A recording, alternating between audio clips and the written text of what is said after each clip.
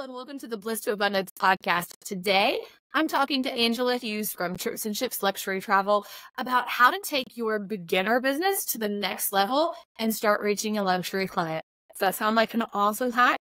Keep listening.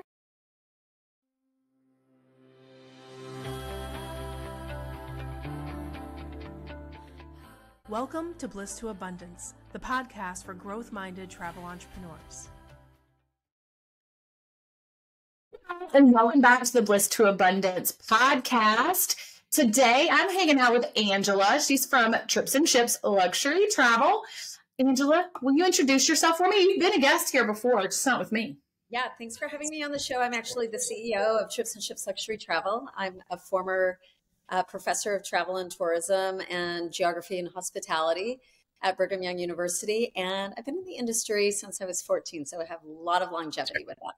That's crazy. So, okay, this is not on my talking point list, but I need to know, how did you get started in the industry at 14? Well, actually, my parents were in the business. So I just grew up thinking it was very normal to go clean toilets at their travel agency and stack brochures and deliver tickets. And then that kind of evolved into becoming an air agent with them. Our agency had an airline charter, Morris Air Service, which Dave Neeleman owned, who later sold to Southwest and then started JetBlue. And so I just kind of grew up with some of these rock stars in the industry and had no idea that they were kind of now the pioneers of a lot of things that we have in the industry. And so I just had a good start, and I didn't even really recognize it as a young kid, you know, when I was flying first class, going to Hong Kong and different things at 19, you know. That's amazing. That is an amazing story. So today we're going to talk about going from beginner, if you will, travel agent, and stepping into a higher client. Doesn't have to be, we're going to talk about luxury and things like that, but that's one of the things that I think sets your agency apart is the coaching them up, if you will. Tell me your philosophy on that. Yeah, I really feel like I love to take a brand new rookie agent, a brand new beginner, and help them just grow into what they can become. Because I feel like there's so many obstacles for somebody coming into the industry, from having to register, you know, it's simple things like even having to register in different portals to actually executing and making the sell. And so I love to take somebody who is a rookie and give them all of the right tools that they need to be amazing. We're talking to maybe beginner travel agents, or they've been in the business for a little while and they're looking for growth. And one of the things that I think sets your agency apart is their willingness to coach up, if you will, helping agents go from where they started, wherever that is, and taking it up a notch. Can you give me your perspective on that? Yeah, I feel like sometimes new advisors are really intimidated to come to an agency that might sell in the luxury space. And so I love to break that down for people. And we love to work with like rookie agents coming out because they're easily moldable. We can show them the techniques, how to do a lot of different things that are missing. Like maybe they don't know how to use the marketing pieces. Maybe they don't know the how to get to a certain stage so they can start selling bigger products. And so I always say, like, don't be intimidated. Come in, you know, let us help you grow from wherever you are. And, you know, I think a luxury advisor takes about 2 to 4 years to really develop. And so it's not something people need to come in and be like, I don't have those friends. I don't have that market. I don't even know how to sell those products. It's just like, hey, get in and let us mold you into what you could become, because it's a process. Yeah, it's so important for people to realize that you don't always start where you're going to finish, and that there's a journey. And like, you start one place. I tell people all the time, if I am the same in 6 months as I am now, that's the only failure that I see. If I'm growing, then that's success. Yeah, and I often look back at my past, you know, back in 1987, 1990, early 92s. I mean, we sold a lot of Carnival Cruise because that was the major cruise line back in the day.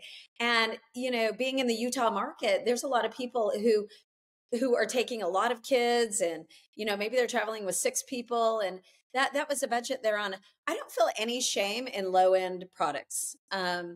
I love the low end products as much as I love the high end products. What we want to teach people to do is make commission where there's a decimal included. You know, they're in the the $1,000 to $2,000 range. So they're actually profitable. I mean, there's so many agents that are making less than $20,000 because they don't know how to scale up their business.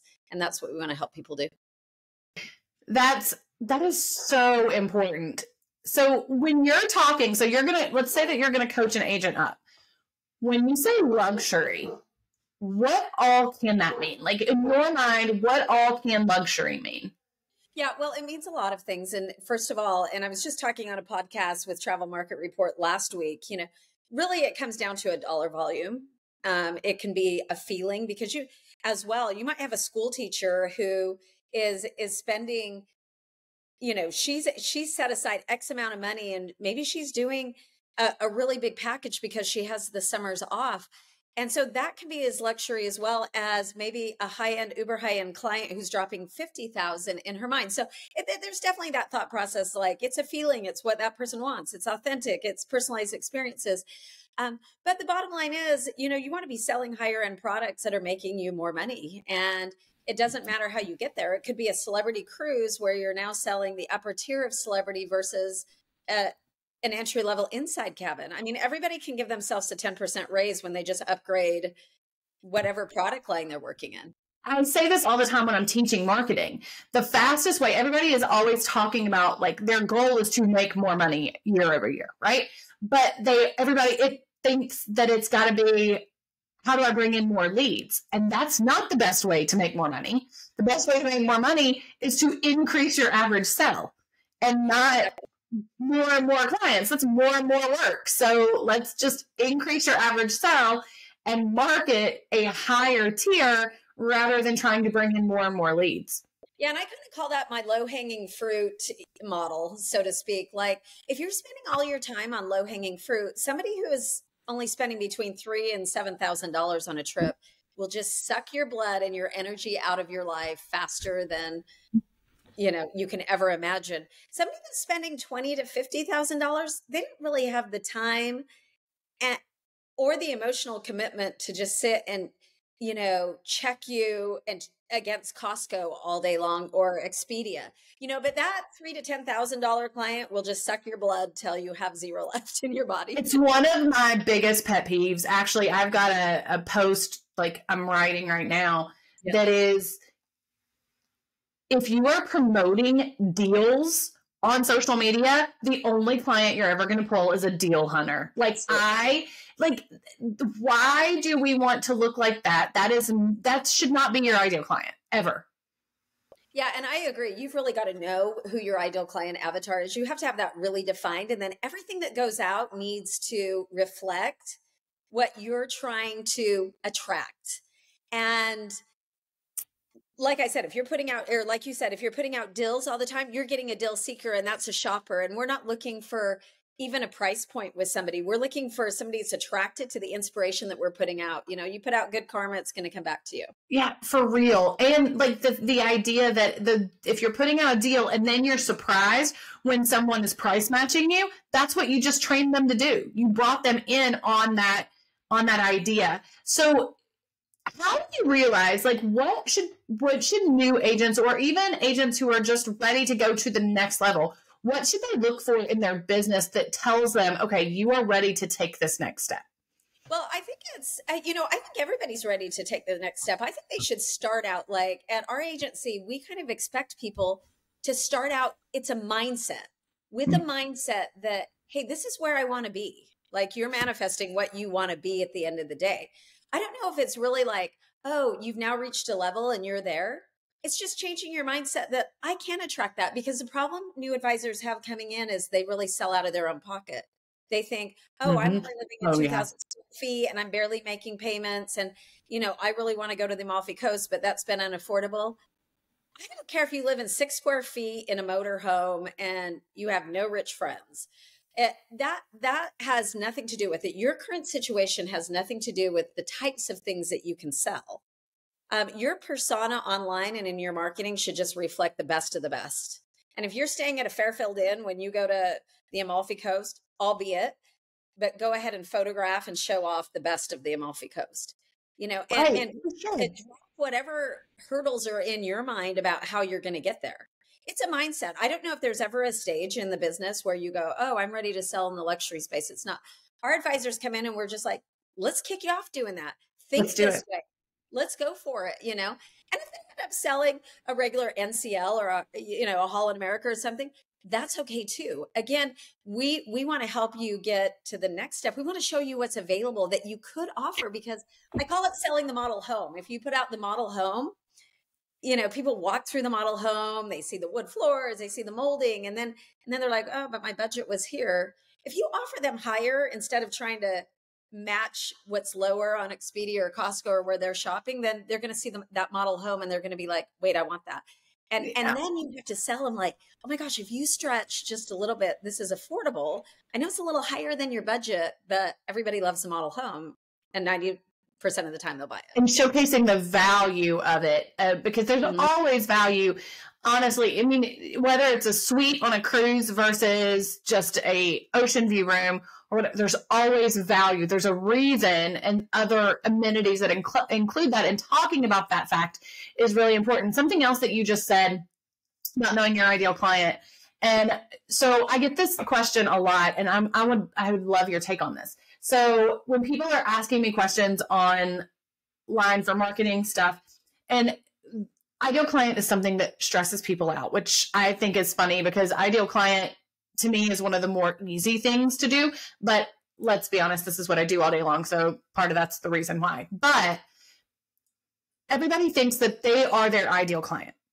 And what I think we've got mixed up is, because you're right, I think, and when I sold travel, I haven't sold travel in a long time, but when I did, I struggled a lot, because it was always, I was nursing, working in a hospital. My husband's a teacher. So I wanted to quote out of my pocket. Absolutely. Had to learn to undo that. But just because I had a different budget than they didn't mean that my ideal client wasn't me, because in my opinion, an ideal client has more common problems than they do common demographics. So just because you may have a different budget than your ideal client doesn't mean that you're different than them, because you still have the same common problems. Right. And at the end of the day, people are buying you as an advisor. And so you're really selling yourself. So you've got to match your ideal client avatar with you as being the selling point. I mean, it's not your brand per se. We want your brand to look amazing. We want your brand to be in the premium and luxury look. And you've really got to identify what that looks like as well. That's a whole nother conversation. But at the end of the day, they're buying you. So you really need to showcase your value and show them that you can solve a problem, whether it be a $5,000 problem or a $50,000 problem. Exactly. And initially, when people come into the industry, I kind of think it's like these circles. Like, you initially start selling to your family and friends. And then year two, it might be that you're starting to get some leads, but ultimately by year three, you want your leads referring people to you, and they're doing the marketing for you. And now you've gotten out of that bubble that you've lived in forever, which may be your neighborhood and your soccer team and, your PTA moms that are buying travel from you. And now you're starting to get referral leads, and you're using, like at our agency, some of our lead profiler tools to get leads that are not even in your club, So true. Like your warm market, your friends and your family are always going to be your first clients. It's just the truth. If you were opening a restaurant, your friends and family would be your first customers too, because they're the people who know that you started the business. And then their friends and family. And then their friends and family are going to follow right after that. And then you start growing outside that, but your marketing, the word of mouth, all of those things play into that. And that's where you start being able to really define who you want to work with. Exactly. And maybe you don't know. I tell advisors, like, you don't need to be like completely stressed out about this week one, because people evolve. There was a time in in 2009, the stock market crashed. Like, we weren't selling any travel. I went out and shot photography for a few years just to see if maybe I just wanted to try something new, because, I was selling very little travel. All of the agencies were down, and, tried something out. And I realized, like, I don't really love like the bridal market, because I was shooting a lot of weddings and different things. And at that point, when I came back to travel 2 years later on more of a full-time basis, and the market rebounded, I was like, I really don't want to be in the destination wedding business. And you may start out thinking, oh, the destination weddings are for me. But I just realized like, I don't really like working with the bride community. And I have some advisors who live and die in the bride community. And Yeah. I'm like, you know what? I do like the incentive in the alumni market and, corporate private equity market and things like that. And leave the destination weddings for somebody else, which also kind of put me out of the honeymoon market. When I was younger, I was doing a lot of honeymoons because those were the type of people that I was working with. And in the family market, as I evolved out of having kids at home, the family market kind of dropped off as well. And so you evolve over time based on what your demographic is in life. But that's who you connect with. At 20-year-olds that are doing really well in the high-end space, and not necessarily following that trend. They're unmarried. Yeah. They love the high-end travel. They're showcasing that. Again, whatever you put out there is going to come back to you. And I think that is so important to remember, that you don't finish where you start and that you pivot. And this idea, like, I think it's super important to niche down, but your niche doesn't have to remain the same forever and ever. Like, you don't write your niche in stone. It can change as it goes. Well, and your niche can change. And I love that, because I don't think niche is always a destination. People will be like, oh no, never. Yeah, not always. Or destination weddings. And I'm like, your niche should really be the type of person that you're focusing in on. And, that can change. That can change with, like, a personality can change. And it's okay. Niche is not. Niche can be a destination, but niche can be the type of traveler. It can be, and it can be anything. It's just making sure that you're speaking specifically enough that you're attracting someone's attention. When we talk to everybody, no one listens, right? So there has to be some sort of focus on who you're talking to in your marketing, but it can be anything you define it as. It can be adventure travel. It can be budget-friendly travel. It can be luxury travel. It can be family travel. It can be Europe. It can be whatever you want it to be, as long as you're speaking specifically enough that somebody will listen to you. Right. And specifically enough, I like to equate with consistently. Yeah, no, that's true. Yeah. Young advisors end up coming in and out of the industry. They work on it for 2 days and then 5 days go by. This is a business. If you want to be successful, you need to be working on it every single day. Oh, yeah. But if you take off weeks at a time and then circle back, you're not consistent. Nobody likes to buy a house from the realtor that only posts once a year that they're a realtor. Well, if they get on your social media or anything like that and you've not been consistent, they're going to question whether or not you'll be consistent with their work, with their family vacation or their honeymoon, whatever it is. They're going to question whether or not you're going to show up consistently for them if you're not showing up consistently for yourself. And don't expect business results with hobby work. Oh, no, so well said. Absolutely. make this, and I don't care if it's a side hustle for you or a hobby, just be consistent and make it look solid. People are raising kids, people have family lives. And this is what I tell my people at my company is like, your real job's at home. It's in your relationships. It's with your kids. It's with your significant others, however be that looks for you. But take your job seriously, because ultimately, like, you're doing the job to improve your life at home. And that should be your goal. And in this industry, one of the things, so Cyndi's dad recently passed away, and she has talked a lot about, especially to our team, how much she has seen how this has given her such clear reasons that we do this, because she was able to travel and make so many memories with her family in those last years. And I think that when you remember that in this industry, we are so blessed that if you take that job seriously, it's going to afford you more free time, long run. Oh, absolutely. I look at things and I'm like, I've been traveling with my kids. I've been to over 100 countries. They've been probably over to 60. I had so many memories traveling and growing with my parents. And those are things that you just can't take away. And so define what you want out of your life, what your why is. And make that the core reason why you're coming into the business. And if that doesn't align, maybe you don't belong in the business if you don't know why. That's so true. The other thing is, like, exactly what you just said. If that doesn't align, then you don't, making sure that you belong there. Like, don't force feed something. And any marketing is going to showcase that. And when you are in that luxury space, like you don't have, in my opinion, and I would like, again, correct me if you think differently, seriously, I don't think you have to have traveled all your life in a luxury market to sell luxury travel, whatever that looks like.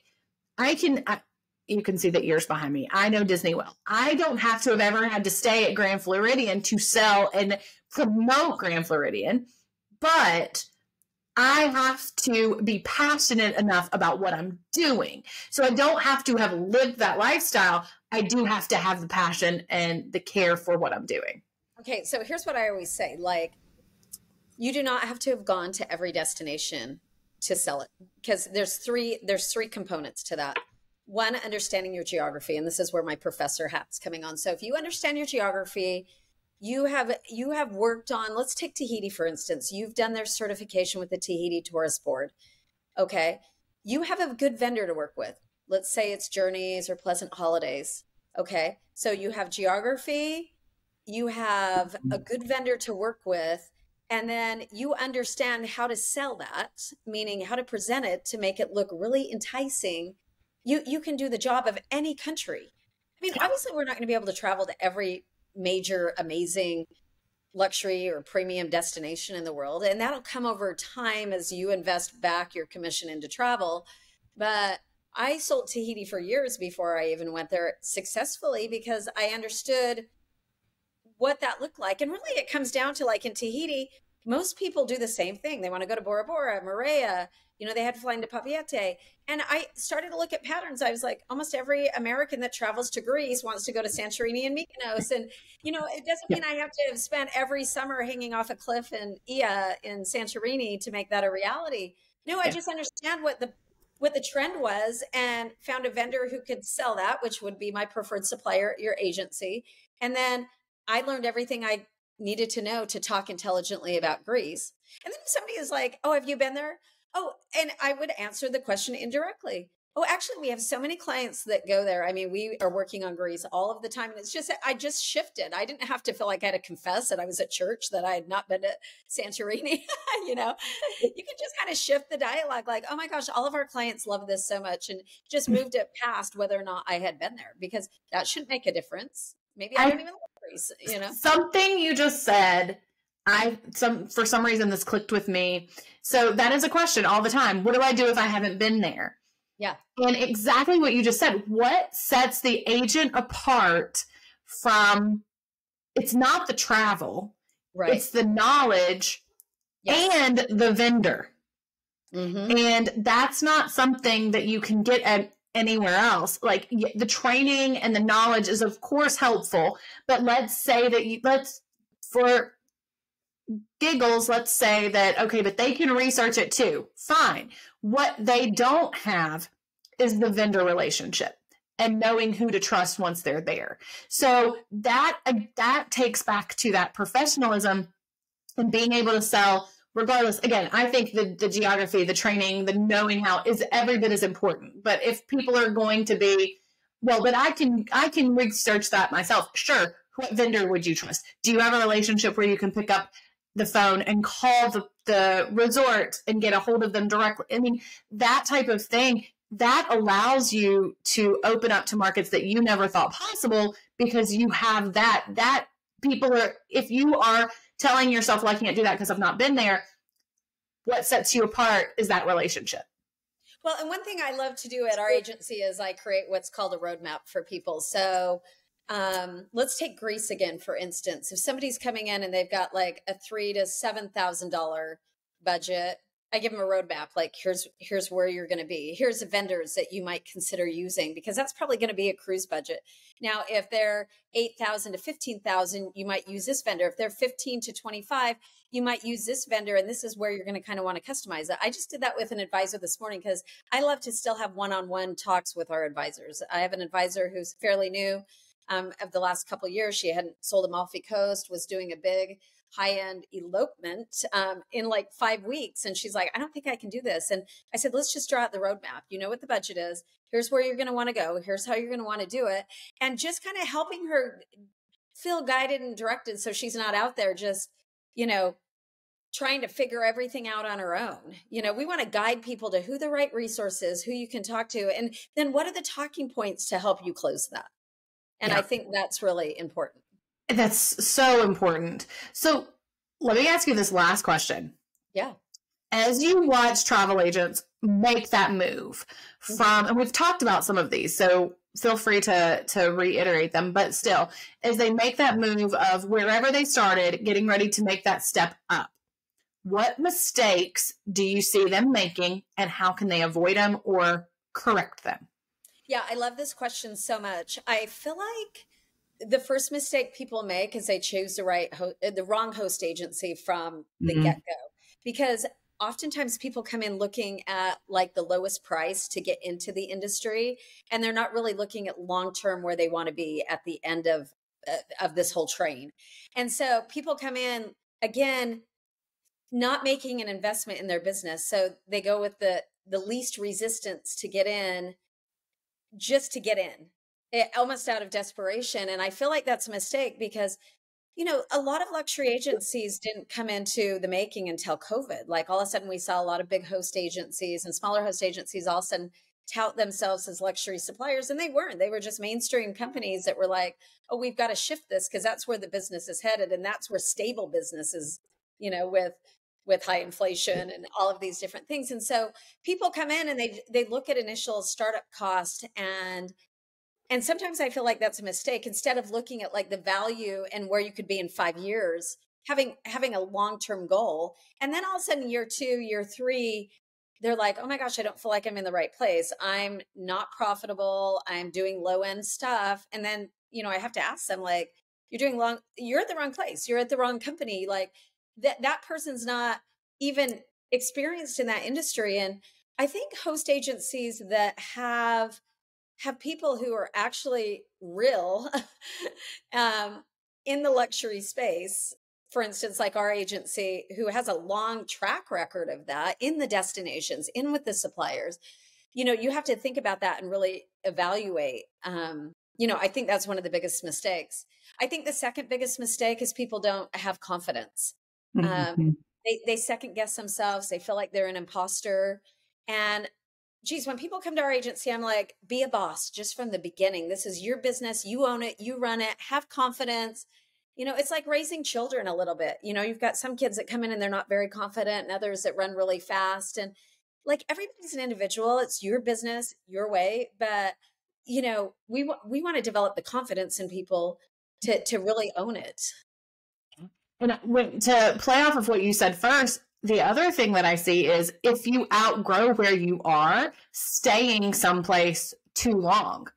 And just because it's easier to stay put than it is to make the move, like it's okay to not stay one place forever.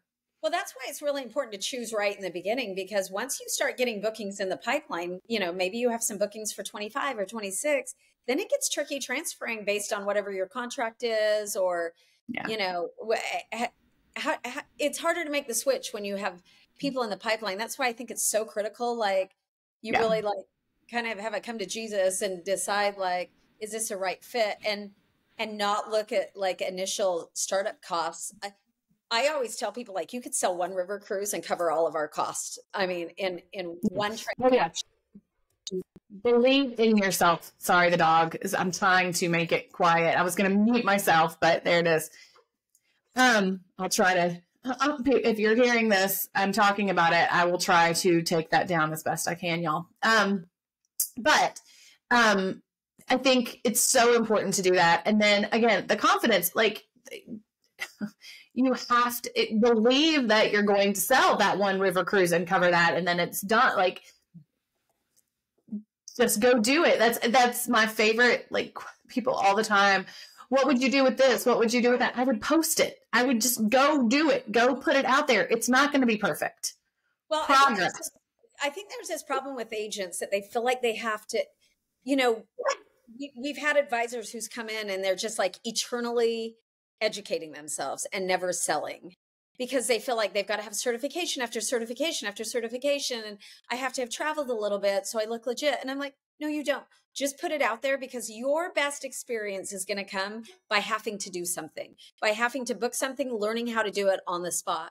And so I tell people, like, hey, throw it out there, throw out river cruising, even if you never sailed on one, and do it, because river cruising is super hot right now and people want to do that. And then learn it as you go and just fake it till you make it. And we'll help you get there. So don't be an eternal, learner forever. Right. Well, so instead of saying fake it till you make it, I like learn it, grow as you go, because like you're not faking it. You have what you need and you have it, but just grow as you go. You'll learn it every time.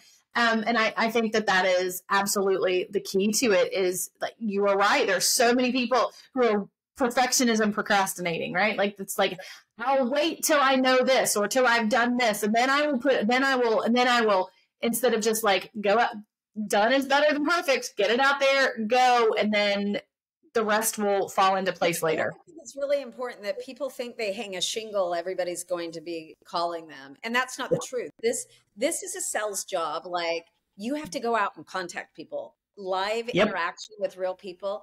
I mean, social media and posting a really great Instagram is top shelf, top of the marketing funnel. You want to move people through the funnel where you're dripping content to the warm people, and then you're eventually selling something, executing and closing. But, when my agents are like, it's so slow, nobody's calling, it's not working for me. And I'm like, no, it's not working for you, because after you've reached out to 50 people, then come talk to me about, if it's working. Posting is not marketing. Posting is posting. Yeah. Get out and work with real people. And I often say, if you want to work in, the luxury space, like, volunteering is a great place to be, because people actually have a lot more time and resources and money who volunteer. And you're sitting there packing food baskets with them at the local shelter, and you're telling them what you do, and, having a real dialogue with somebody. Like, we've somehow gotten away from like having real conversations with people. To people. Yeah. No amount of social media will take out the actual getting out and putting your boots on the ground and going and doing things. And the number one search, and actually it's almost 90% of the searches for travel agent, is travel agent near me, which means they want to know where, like, they want them to be local. You don't have to be, but that is the number one search when it's travel agent. So if you get out into the community, you are by default hitting your ideal client, your target market. So get out and talk to people. I think that's so important as well. And knowing who your ideal client is. So if you're in the luxury space, making sure that you're going to the right events. I said this the other day, if you sell family travel and theme parks, you don't need to go hang out at the senior center. But I have a friend who sells a ton of river cruising. And that is where she has found people at the senior center. She goes and talks once a month about a destination, and she has sold the heck out of some river cruises. You can do that at a library. And that's another thing that I love about our agency is we're not just training you on vendors and, products and things like that. Once a month, we're training you on business development. And I'm actually doing that training. And that's a topic that we've discussed a million times of, where to maximize on those types of things. And so you've got to continue growing your business. You never stop. Well, that's not completely true. You can get to a point where you don't need to do any of these things because you have enough referrals that they're coming in the door, but you have to have the client experience there. And then you create that recurring model. But until you get to that point, you can't stop. Well, right. Angela, this was an amazing conversation. I appreciate it. You will be a frequent guest here, I have no doubt. We'll see you again soon. But thank you so much for joining us today. Yeah, and thanks for having me. I always love your whole tribe of people. So thank you. And can you tell everybody where they can find you? Yeah, so our host agency resides at luxuryhostagency.com. And then I'm on Instagram. My personal account is Trips and Ships. I also have my program, the luxurytraveluniversity.com, and at Luxury Travel University on Instagram. And then my wildly popular 50,000 person Facebook group, Luxury Travel Social Media and Marketing for Travel Professionals, is open for the whole industry as well. So we're always throwing out great ideas on how to maximize and scale up. Awesome. Thank you so much for hanging with us. And thanks, y'all. We'll see you again next week.